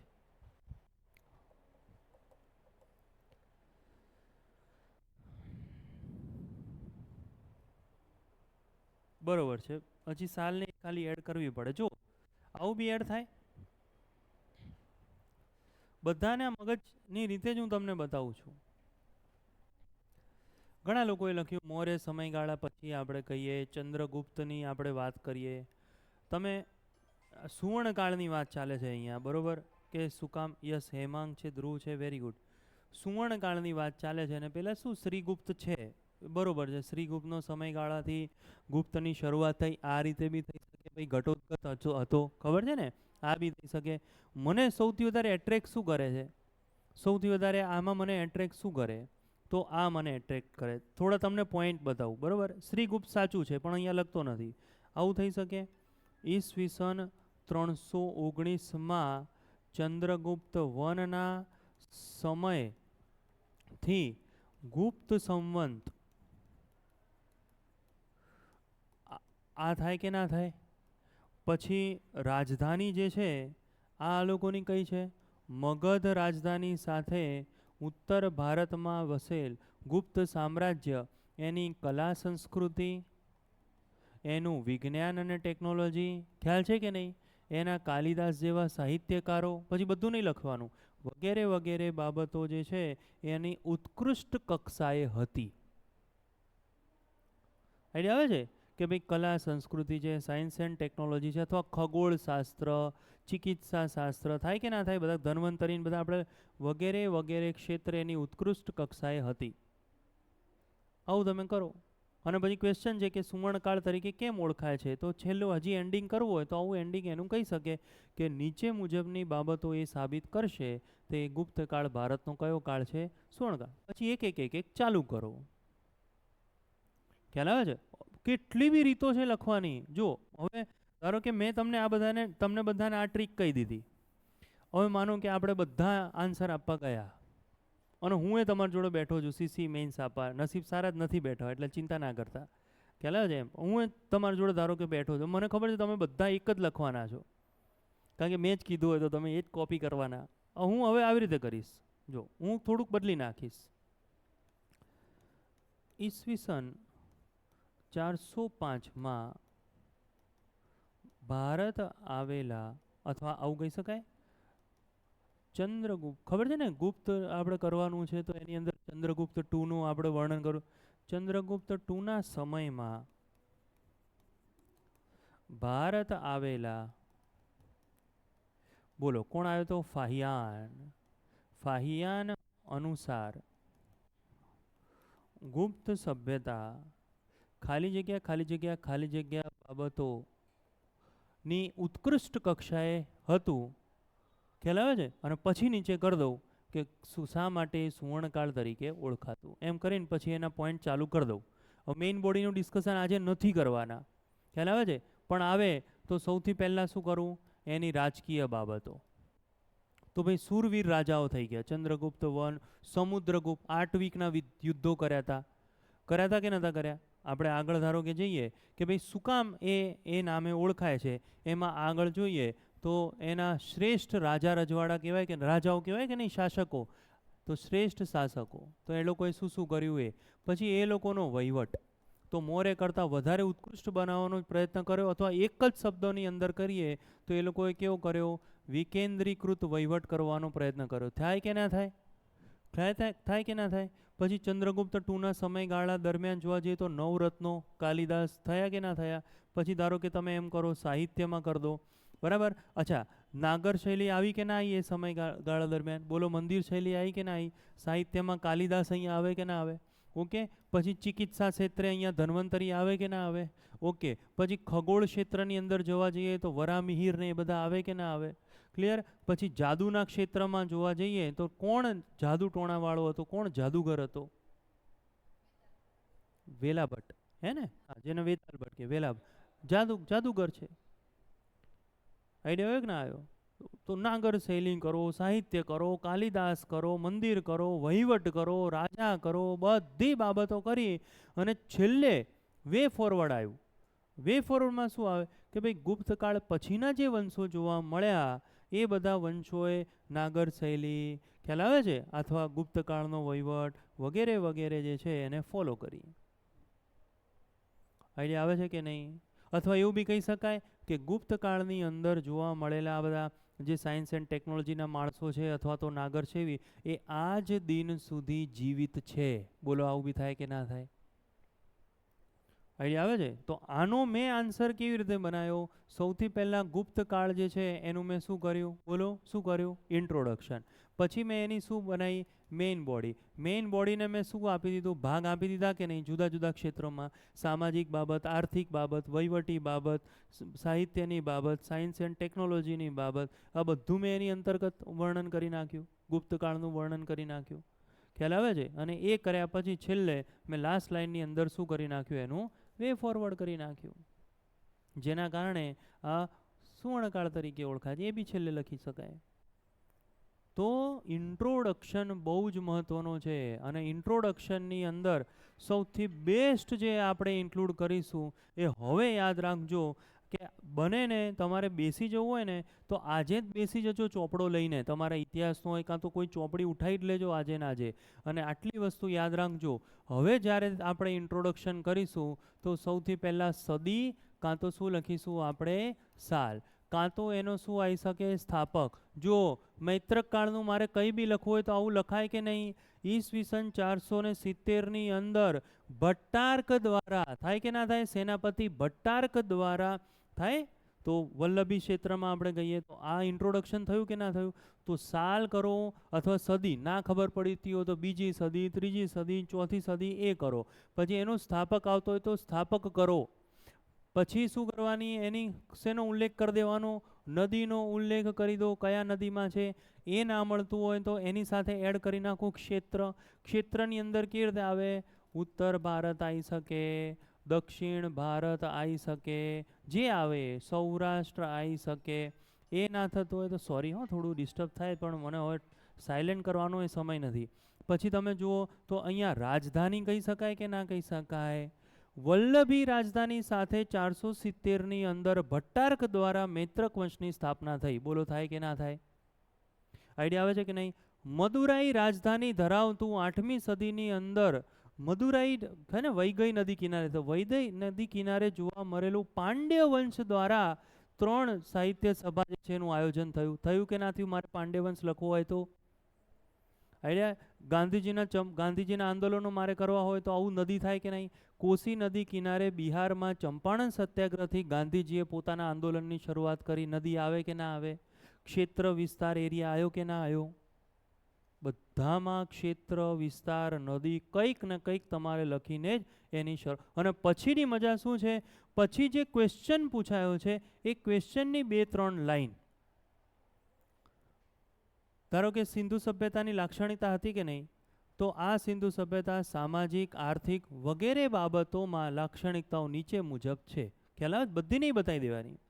ગુપ્તકાળનો સુવર્ણયુગની વાત થતી હતી કે નહીં? તો એવું કરવાનું કે વિજ્ઞાન અને ટેકનોલોજી, સાહિત્ય જેવી બાબતોમાં એ સુવર્ણકાળ તરીકે ઓળખાય છે, વગેરે વગેરે જેવી કરીને સીધું આગળ નીકળી જવાનું. આઈડિયા આવે છે? તો એક પ્રોપર આન્સર રાઇટિંગ આને કહેવાય. હવે તમને બધાને શું ઇસ્યુ આવી રહ્યા છે એનો મને બિલકુલ અંદાજો આવે છે. શું ઇસ્યુ આવી રહ્યો છે? તો ફર્સ્ટ જે ઇસ્યુ આવી રહ્યો છે તમને બધાને એ લખાણ શૈલીનું નથી, કારણ કે લખાણ શૈલી તો તમારી જોડે શીખવાના છો, આન્સર રાઇટિંગ. અને આપણે એની શરૂઆત બી કરી દીધી. 3 ભાગમાં કરવાનું છે અને પહેલું ફોકસ કોના ઉપર આપવાનું છે? ઇન્ટ્રોડક્શન. કારણ કે ઇન્ટ્રોડક્શનમાં ચેક અને ભૂલ થઈ તો ગયા કામથી.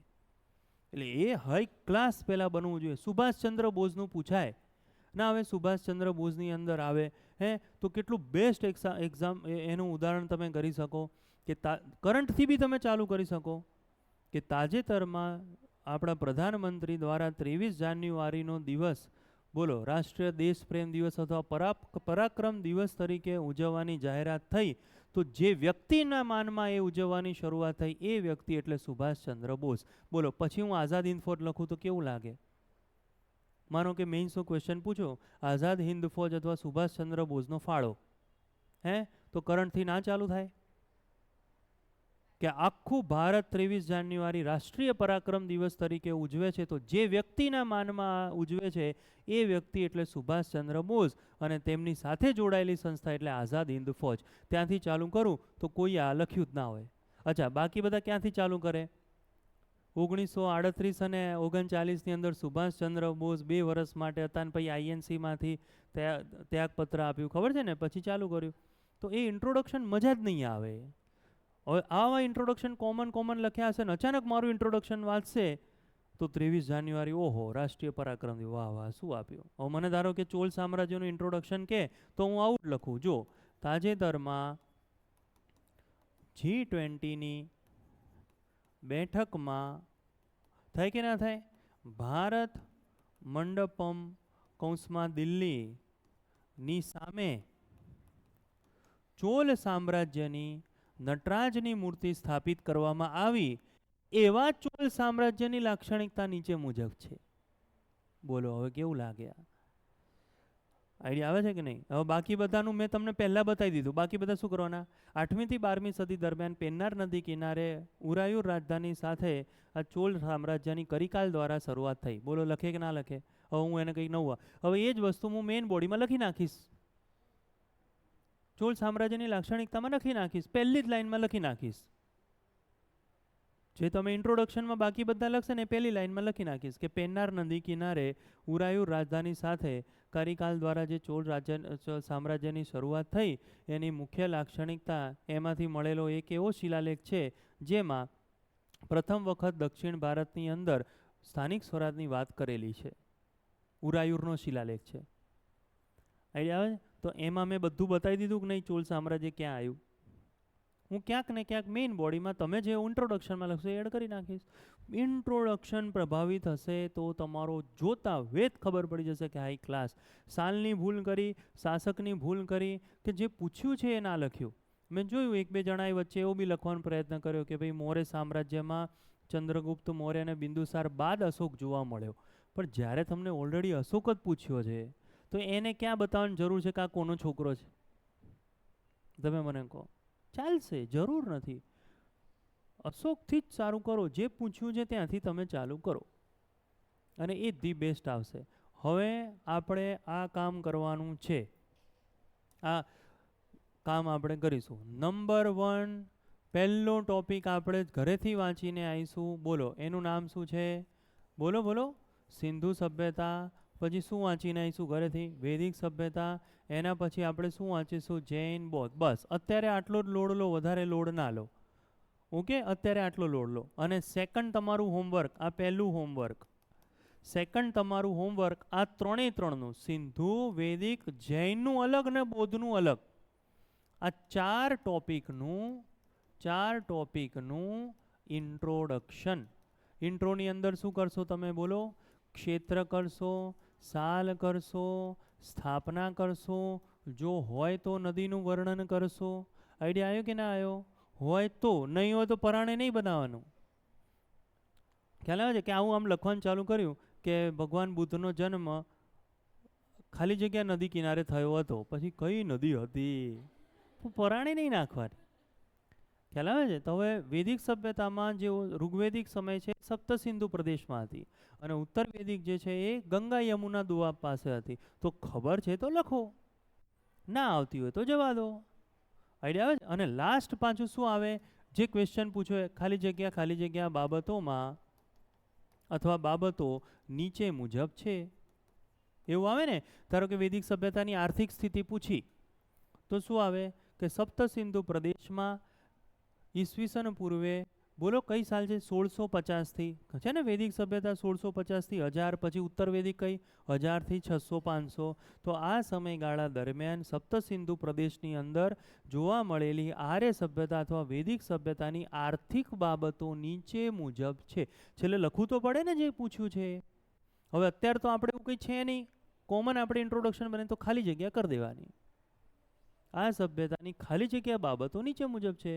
હવે જૈન ધર્મ, બૌદ્ધ ધર્મના ઉદયના કારણો પૂછાશે તો લખવું તો પડે ને કે ઉત્તર વૈદિક સમયગાળા બાદ ખાલી જગ્યા સદીમાં, ખાલી જગ્યા એરિયામાં અથવા ખાલી જગ્યા ક્ષેત્રમાં ભગવાન મહાવીર અને ગૌતમ બુદ્ધ દ્વારા જૈન ધર્મ અને બૌદ્ધ ધર્મની શરૂઆત થઈ, જેની ખાલી જગ્યા બાબતો નીચે મુજબ છે. હવે ઉદયના કારણો પૂછ્યા હોય તો શું લખવાનું? ઉદયના કારણો નીચે. અચ્છા, બંને વચ્ચે તફાવત પૂછવો હોય તો શું પૂછવાનું? આ બંને સભ્યતાનો અથવા જૈન અને બૌદ્ધ ધર્મનો તફાવત નીચે મુજબ છે. આઈડિયા આવ્યો કે ના આવ્યો? બસ આ રીતે પ્રેક્ટિસ કરવાનું ચાલુ કરો. ડરવાની જરૂર નથી. ફરીથી કહું છું, ઇન્ટ્રોડક્શનને મહિનો લાગશે, મેઇન બોડીને બીજો મહિનો અને વે ફોરવર્ડને ત્રીજો મહિનો. પણ ગેરંટી આપું, આ રીતે જો તમે ફોલો કરશો ને તો તમે મોટી પોસ્ટ ઉપર હશો. કારણ કે બધાને હવે ખબર જ છે કે મેઇન્સ આપશો ને તો તમે તમારી જાતને સારી પોસ્ટ ઉપર જોશો. ખ્યાલ આવે છે? અને એક વસ્તુ ધ્યાન રાખજો, પહેલેથી શરૂ કરવું બહુ જ સારું. અને આપણે જે શરૂ કરવાના છીએ એ આધુનિક સમયગાળાનું લઈને ફોલો કરવાના છીએ. પ્રાચીન ઇન્ટ્રોડક્શન હું તમને નહીં બતાવું. કે જે જૂના લોકોએ લખ્યું હોય અને બધા પાસ થઈ ગયા, એ નહીં. આપણે ઇન્ટ્રોડક્શન લેટેસ્ટ, જેની માંગ છે. ક્વેશ્ચનો કયા કરીશું? લેટેસ્ટ, જેની માંગ છે. હું 4 વર્ષ 5 વર્ષના પેપર જોઈને જ અહીંયા ઊભો રહીશ અને એ તમને ખબર પડી ગઈ બધા જે ક્વેશ્ચનો અહીંયા મેં અહીંયા લખ્યા, એ કયા લખ્યા છે? બધા છેલ્લી 2 જીપીએસસી ક્લાસ 1 2 ના જ લખ્યા છે. એના સિવાય એક કઈ ક્વેશ્ચન અહીંયા બહારનો નથી લખ્યો. તો જે ટ્રેન્ડ છે એ જ ક્વેશ્ચન, જે ટ્રેન્ડ છે એ રીતે જ લખવાનું. જે અત્યારે હાઈએસ્ટ માર્ક બધાને મળે છે એ જ આપણે ફોલો કરીશું. ખ્યાલ આવે છે? કોમન આપણે કશું ફોલો નથી કરવાના. એટલે નવો ચોપડો તમારી જોડે જે મેઇન્સની નોટ્સ પડી હોય બધી જવા દેજો. બધું હવે નવેસરથી આવશે. પેલું ગુજરાતીમાં શું કે નવી ગોળી નવો દાવ, એવું કહે છે, નવી ગોળી નવો દાવ. એમ એ રીતે ચાલુ થશે હવે. ક્લિયર? અને પ્રેક્ટિસ માગી લેશે. ડરવાની સેજ બી જરૂર નથી, કારણ કે દરેક વસ્તુને સમય માગી લે. ફરીથી તમને ઉદાહરણ આપું કે બધા સાથે આવું થાય. હવે ધારો કે ઘોડાની ટ્રેનિંગ લેવાની હોય તો પહેલી વાર ઘોડા ઉપર બેસતા ડર લાગે કે ના લાગે? એને ટ્રેનિંગની જરૂર પડે. દુનિયાનો કોઈ બી વ્યક્તિ હોય, પ્રધાનમંત્રી હોય, ચીફ મિનિસ્ટર હોય, આઈએએસ હોય, આઈપીએસ હોય, કે અંબાણી હોય, કે બિલ ગેટ્સ હોય, કે કોઈ બી હોય, જો એને ઘોડાની ટ્રેનિંગ લેવી હોય, ઘોડો ચલાવવો હોય જાતે, તો એને શું લેવી પડે? ટ્રેનિંગ. ટ્રેનિંગના પહેલા દિવસે શું થાય? પડે. ક્લિયર? તમે બધા એક્ટિવા ચલાવતા શીખ્યા હશો, સાયકલ ચલાવતા શીખ્યા હશો. શું પહેલી તારે બધું આવડી ગયું? નહીં. ટ્રેનિંગ લીધી હતી કે નહીં? બસ એ આન્સર રાઇટિંગની અચ્છા, પહેલા દિવસે આપણે પડ્યા હોય કે અઘરું પડ્યું હોય તો એનો અર્થ એવો છે કે આજે આપણે વાહન નથી ચલાવતા? ચલાવીએ છીએ ને બધા. એક્ટિવા બાઇક ચલાવે છે કે નથી ચલાવતા? બધા પહેલા દિવસે પડ્યા હશો તો એ બધા ચલાવે છે ને. તો એવું જ થાય. ક્લિયર? એટલે પડવામાં મજા છે તો જ સરખું શીખાશે. ખ્યાલ આવે છે? તો ડરવાની જરૂર નથી. નેક્સ્ટ લેક્ચર આવશે, તમને બધાને ખબર પડી ગઈ. હવે ફાઇનલ આપણો નેક્સ્ટ લેક્ચર બોલો શેના ઉપર હશે? સિંધુ સભ્યતા. અને હવે તમે સમજો છો આજનો લેક્ચર ઓરિએન્ટેશન કેમ છે? આઈડિયા આવ્યો કે નહીં? તમે મને સમજો, હું તમને સમજું, એટલે આ એ ઓરિએન્ટેશનનો લેક્ચર છે. હવે જો શું બહાર આવ્યું, આમાંથી બહાર શું આવ્યું? મેથ્સ રીઝનિંગના કારણે કોઈને સિંધુ સભ્યતા આવડતી જ નથી. આઈડિયા આવ્યો કે નહીં? હવે આપણે આયા આન્સર રાઇટિંગમાં. ક્લિયર? ફરજિયાત બધા વાંચીને આવો તો મજા આવશે. તો સિંધુ સભ્યતા વાંચી લો, વૈદિક સભ્યતા વાંચી લો, જૈન ધર્મ, બૌદ્ધ ધર્મ તમે પ્રોપર વાંચી લો. નેક્સ્ટ લેક્ચર આન્સર રાઇટિંગનો ચાલુ થશે. બધાના ફરજિયાત કોરા કાગળ, ઇન્ટ્રોડક્શન 3 રેડી રાખજો. પછી હું મારું ઇનપુટ આપીશ. ખ્યાલ આવે છે કે હવે આ રીતે તમે ઇન્ટ્રોડક્શન કરો. પછી મેઇન બોડી, કયા કયા ક્વેશ્ચનો પૂછાય, સિલેબસ, એ બધું ચાલશે. પણ 4-5 લેક્ચરમાં સિલેબસની તો કંઈ વાત જ નહીં આવે, કારણ કે આપણે ક્યાં સુધી પહોંચતા હશું? પેલા મૌર્ય ગુપ્ત જે છે એ ત્યાં જ પહોંચતા હશું. ક્લિયર? એટલે એમાં તો સિલેબસનું કંઈ જરૂરત નથી. ખબર છે કે ભાઈ ગુપ્ત કાળ સુધી ભણવાનું જ છે બધું. બરાબર? ચલો તો મળીએ આપણે નેક્સ્ટ લેક્ચરમાં કોરા કાગળ અને તમારું વાંચન સાથે.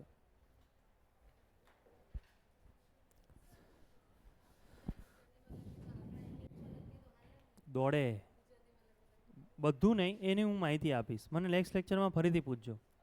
ઇંગ્લિશમાં કોઈ લખવાવાળું તો નથી ને આપણામાંથી? કોઈ ઇંગ્લિશમાં તૈયારી કરતું હોય તો લખતું હોય, આવું કોઈ નથી ને? ઓકે, હું નેક્સ્ટ લેક્ચરમાં મને ફરીથી પૂછજો આ ક્વેશ્ચન.